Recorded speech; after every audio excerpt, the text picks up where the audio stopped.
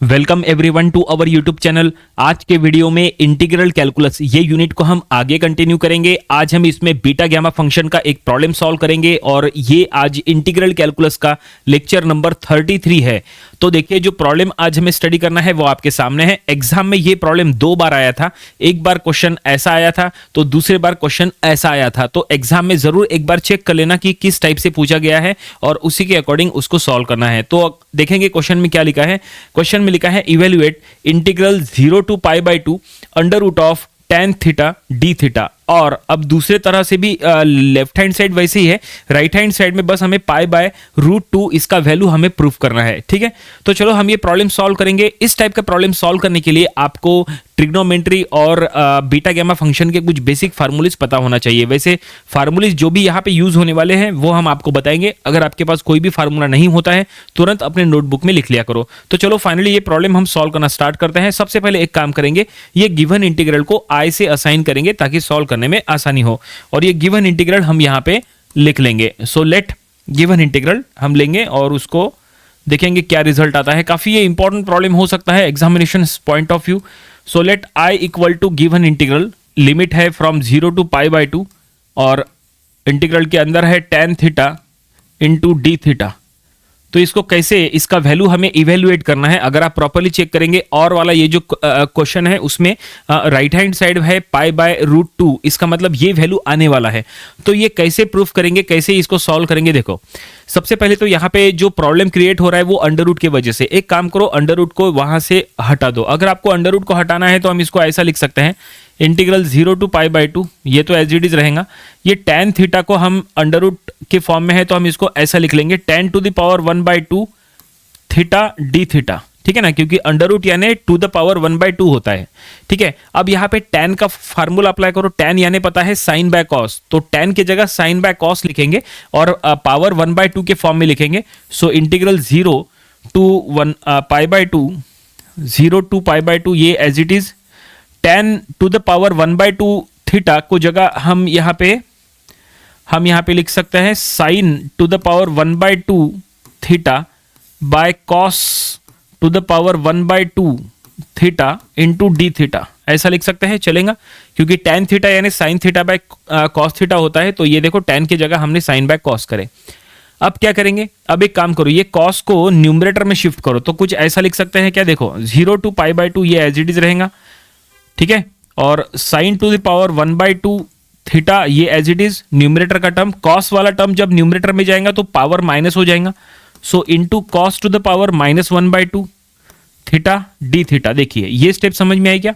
बिल्कुल simple step है। हमने क्या किए, ये जो डिनोमिनेटर में जो कॉस वाला टर्म है उसको न्यूमरेटर में शिफ्ट किए तो जो पावर है वो माइनस हो गया। ठीक है ना, तो ज्यादा कोई बहुत डिफिकल्ट वाली चीज नहीं है, इतना हो गया। अब क्या करेंगे इसके बाद, अब क्या इसको बीटा गैमा फंक्शन के कोई डेफिनेशन के स्टैंडर्ड फॉर्म में कन्वर्ट करना पड़ेगा?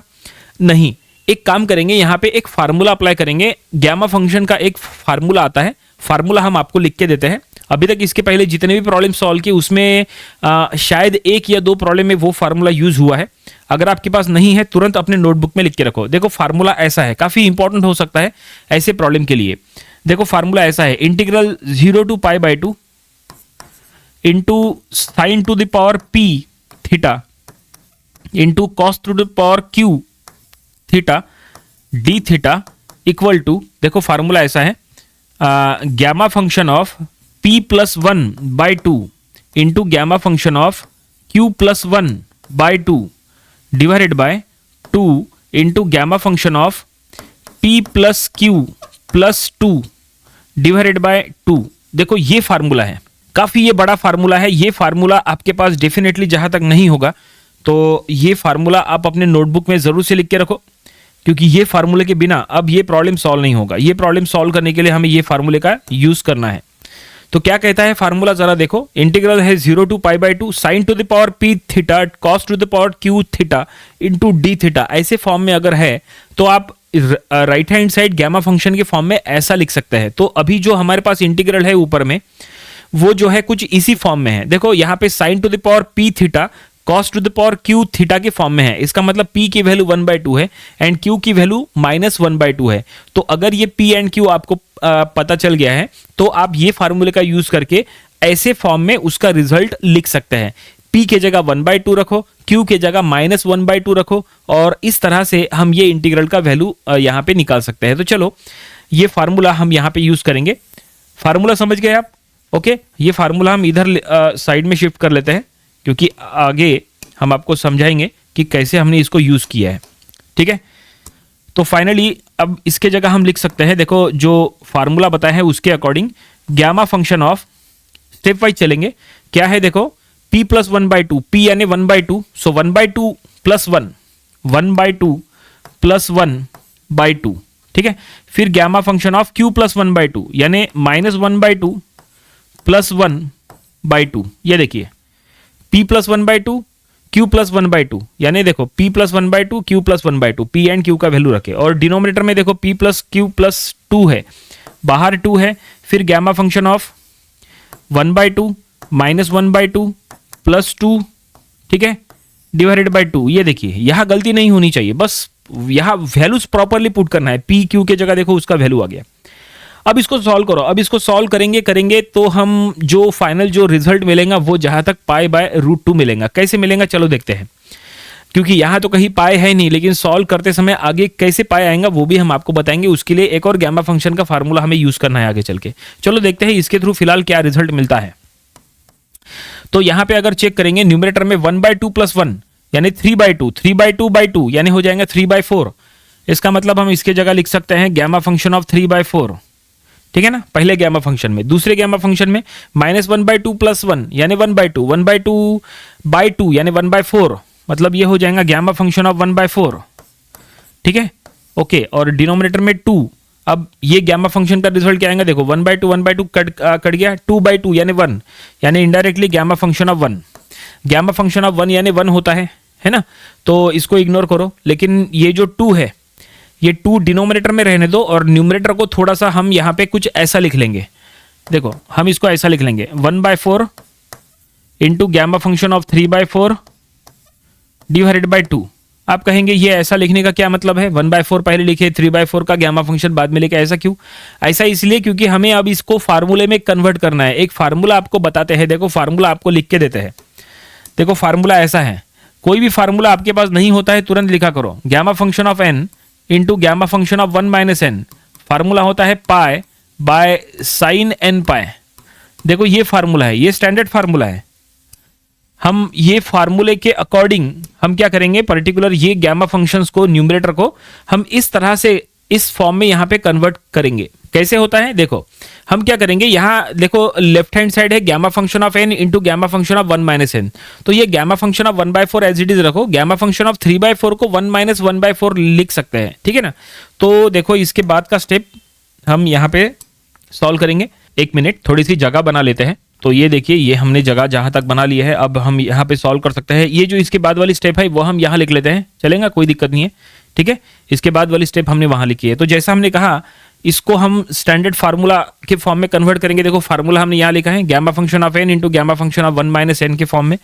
तो हम इसको ऐसा लिख सकते हैं, न्यूमरेटर गामा फंक्शन ऑफ 1/4 और यहाँ पे 1 माइनस 1/4, क्योंकि 1 माइनस 1/4 3/4 ही होता है ना। ये देखो, अब ये यहाँ पे gamma function of n into gamma function of 1 minus n के फॉर्म में आ चुका है। ठीक है, और अब इसके जगह पाई बाय साइन n पाई लिख सकते हैं। n की वैल्यू क्या है, n की वैल्यू वहां पे 1/4 है ना। तो फाइनली हम ये ऐसा लिख लेंगे। तो यहाँ पे सबसे पहले 1/2 को हम बाहर ले लेते हैं, क्योंकि डिनोमिनेटर का 1/2, ये देखो ये डिनोमिनेटर का 2 हमने बाहर ले लिए एज अ 1/2। और अब यहाँ पे गामा फंक्शन का वो फार्मूला लगाते हैं, तो न्यूमरेटर में पाई divided by sine of n pi, n की वैल्यू 1/4 है, सो 1/4 इंटू पाई दैट इज पाई/4 हो जाएगा। ये देखिए फाइनली हमने यहाँ पे फार्मूला लगा दिए गामा फंक्शन का, ये फार्मूला देखो, ये वाला फार्मूला लगा दिए, पाई बाय साइन n पाई, है ना। ये देखो pi by sine n pi, n की वैल्यू 1/4 थी। और अब साइन पाई/4, साइन पाई/4 क्या होता है, जहां तक आपको पता होगा, नहीं पता तो लिख के रखो, साइन पाई/4 होता है 1/√2, तो इसके जगह आएगा 1/√2। तो ये हम यहाँ लिख लेंगे 1/2 बाहर है इंटू पाई डिवाइडेड बाय 1/√2। ठीक है, अब ये √2 न्यूमरेटर में शिफ्ट हो जाएगा, तो ये कुछ ऐसा हो जाएगा √2 पाई/2। ठीक है, अब डिनोमिनेटर में 2 है, इसका मतलब 2 यानी क्या होता है, √2 इंटू √2, तो एक एक रूट यहाँ पे कट जाएगा और हमें मिलेगा पाई बाय √2। और ये आगे सॉल्व नहीं हो सकता, बिल्कुल ये इसको यहीं पे स्टॉप करो। तो जिसका वैल्यू इवेल्युएट करने के लिए कहा था, इसका वैल्यू हमने इवेल्युएट कर लिया है, ठीक है। इवेल्युएट द इंटीग्रल, इसका वैल्यू हमने इवेल्युएट किए पाई बाय √2 और यही हमारा फाइनल सॉल्यूशन है, तो यही इसको स्टॉप करना पड़ेगा। This is the required answer, ठीक है। अगर आपको एग्जाम में इवेल्युएट वाला अगर क्वेश्चन आया तो आपको इस तरह से सॉल्व करना है, ठीक है। और अगर प्रूफ दैट वाला आया, ठीक है ना, अगर ये प्रूफ दैट वाला इस तरह का अगर स्टेटमेंट आया तो फिर आपको क्या करना है, देखो इसमें क्या चेंजेस करना है। अगर प्रूफ दैट वाले स्टेटमेंट के फॉर्म में अगर आया तो फिर आप क्या करेंगे, यहाँ पे लेट ऐसा नहीं लिखेंगे, यहाँ पे बस आप क्या करेंगे, यहाँ पे लेफ्ट हैंड साइड ऐसा लिख लेंगे, LHS ऐसा, ठीक है ना। ये अपने लेफ्ट हैंड साइड ले लिए और फिर पूरा सॉल्व कर लिए। पूरा सॉल्व करने के बाद ये जो आया बस आपको नीचे लिखना है, यही RHS है, ठीक है ना। So is equal to RHS and hence proved ऐसा लिख लेना है और नीचे ये आपको स्टेटमेंट लिख लेना है, तो आपको फुल मार्क्स मिल जाएंगे, ठीक है। तो यहाँ इस तरह से हमने ये पूरा प्रॉब्लम कंप्लीट कर लिए। एक बार आपको समझा देते हैं कि किस तरह से हमने सॉल्व किए, ताकि आपको पूरा एक बार क्विक समरी में समझ में आ जाए। तो देखो यहाँ पे सबसे पहले जो गिवन इंटीग्रल था वो हमने यहाँ ले लिया है, tan को √tan था, तो हमने यहाँ पे tan टू द पावर 1/2 लिखे, फिर हमने tan यानी sin बाय cos के फॉर्म में हमने लिख लिए और यहाँ पे cos को हमने न्यूमरेटर में शिफ्ट कर दिए, उसका पावर माइनस हो गया।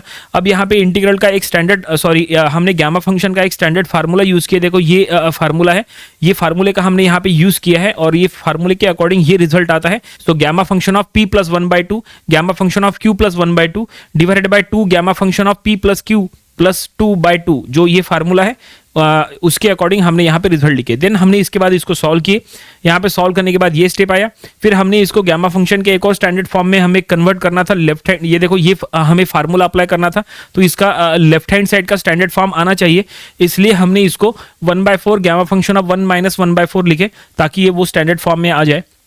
और फिर हमने यहाँ पे फार्मूला अप्लाई किए, sin π/4 1/√2 होता है, और उसको फिर हमने सॉल्व किए तो π/√2 ऐसा फाइनल आंसर आया और प्रॉब्लम यहीं पे कंप्लीट हो गया। आई होप आपको ये पूरा प्रॉब्लम हर एक स्टेप समझ में आया होगा, कैसे हमने फार्मूला यूज किए वो आपको समझ में आया होगा। इस टाइप के प्रॉब्लम जब एग्जाम में आते हैं तो नंबर ऑफ स्टूडेंट सॉल्व नहीं कर पाते हैं, ओनली बिकॉज क्योंकि उनको एग्जाम में इंस्टेंटली इस टाइप के फार्मूलेज याद नहीं रहते हैं और वो घर से प्रैक्टिस करके नहीं जाते हैं। जबकि आपको इस तरह के प्रॉब्लम्स को घर से ही प्रैक्टिस करके जाना है, एक बार तो एटलीस्ट घर से सॉल्व करके जाना ही चाहिए, उससे आपको एग्जाम में सॉल्व करते समय काफ़ी आसानी हो जाती है, ठीक है। क्योंकि इस तरह की प्रॉब्लम जब एग्जाम में आते हैं तो एज इट इज़ आते हैं, इसमें कोई भी चेंजेस नहीं होंगे, एज इट इज़ ये स्टेटमेंट आएगा। तो आपको चेक कर लेना चाहिए कि एग्जाम में ये स्टेटमेंट में आया है या ये स्टेटमेंट में आया है, ठीक है। तो उसी के अकॉर्डिंग आपको सॉल्व करना चाहिए। तो आज के वीडियो में फिलहाल इतना ही। तो ये था इंटीग्रल कैलकुलस ये यूनिट का आज का लेक्चर नंबर 33।